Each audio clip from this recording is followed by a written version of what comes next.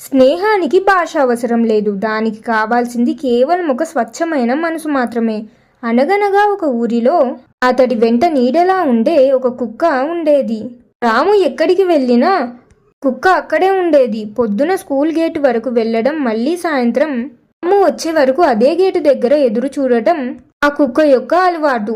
ఈ విధి చాలా విచిత్రమైనది. ఒకరోజు రాము కుటుంబం హఠాత్తుగా ఊరు విడిచి వెళ్లాల్సి వచ్చింది. రాము కూడా ఏమి చేయలేకపోయాడు. ఇంట్లో వాళ్ళు ఆ కుక్కను తీసుకుని వెళ్ళడానికి అనుమతించలేదు. దానితో కారు స్పీడుగా వెళ్తుంటే ఆ కుక్క కూడా తన శక్తినంతా కూడా తీసుకుని పరిగెత్తింది. కాని కారు వేగంగా వెళ్ళిపోయింది. కుక్క ఒంటరిదైపోయింది.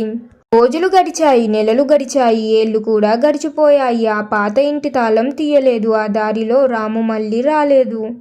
కానీ కుక్క మాత్రం ప్రతిరోజు అదే చోట కూర్చొని ఎదురు చూస్తూనే ఉండేది. ఎండకు ఎండి, వానకు తడిసిన దాని విశ్వాసం మాత్రం చెక్కు చెదరలేదు. ఊర్లో వాళ్ళు పెట్టే ముక్క తింటూ వయసు పైబడిన దాని చూపు మాత్రం ఆ దారి మీదే ఉండేది. ఒకరోజు ఒక కారు వచ్చి ఆ పాత ఇంటి ముందు ఆగింది.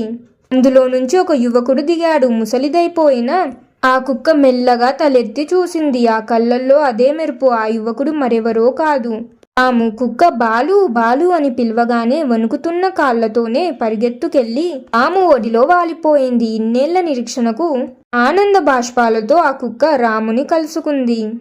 రాము ఆ కుక్కను తనతో పాటే జాగ్రత్తగా చూసుకున్నాడు. ఇన్ని సంవత్సరాలైనా రాము మీద మాత్రం ఆ కుక్కకు కొంచెం కూడా ప్రేమ తగ్గలేదు. ఇద్దరు సంతోషంగా మళ్ళీ చిన్నప్పటిలాగే ఉన్నారు. నీతి: కాలం మారవచ్చు, మనుషులు దూరంగా వెళ్ళవచ్చు, కానీ నిజమైన ప్రేమ మరియు విశ్వాసం ఎన్నటికీ ఓడిపోవు. నిజమైన ప్రేమ ఎప్పటికీ అలాగే ఉంటుంది. మనుషుల కంటే కూడా కుక్కల్లోనే ఎక్కువ విశ్వాసం ఉంటుందని చాలామంది అంటారు. అది నిజమే కదా? మరి మీరేమంటారు? మనుషులలో కూడా నిజంగా స్వచ్ఛంగా ప్రేమించేవారు ఉంటారు. ఆ ప్రేమ స్వచ్ఛమైనదైతే అది ఎప్పటికీ ఓడిపోదు. ఏదో ఒక రోజు తప్పకుండా గెలుస్తుంది. మరి మీరేమంటారు ఫ్రెండ్స్? నేను చెప్పిన ఈ కథ నచ్చిందా? ఎలా ఉంది? మీ అభిప్రాయం ఏమిటి అనేది కామెంట్స్లో తెలియజేయండి. ఈ కథ నచ్చితే లైక్ చేయండి. మీ ఫ్యామిలీ అండ్ ఫ్రెండ్స్ తోటి కూడా షేర్ చేయండి. ఇంకెన్నో మంచి కథల కోసం ఇప్పుడే మన ఛానల్ని సబ్స్క్రైబ్ చేయండి. ఇంకొక మంచి కథతో మళ్ళీ కలుద్దాం. ధన్యవాదాలు.